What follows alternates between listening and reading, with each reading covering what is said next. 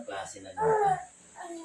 Yung whole notes, ano ang itsura niya? Ano, Johan? Bilog lang, no? Tapos, yung half notes, bilog siyang medyo maliit. Tapos, meron siyang tangkay. No, nagkakita sa akin. Nakikita mo ba? Magkakaiba siya.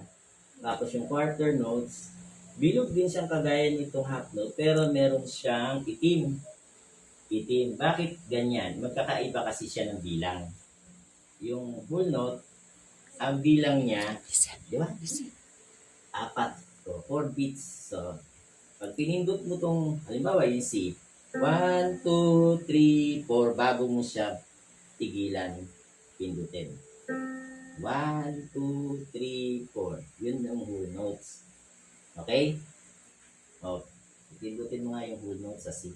Halimbawa C yan. Halimbawa C, yung whole note natin. 1, 2, 3, 4. Ano yun? Anong note yun? Anong tawag sa note na yun? O yun. Very good.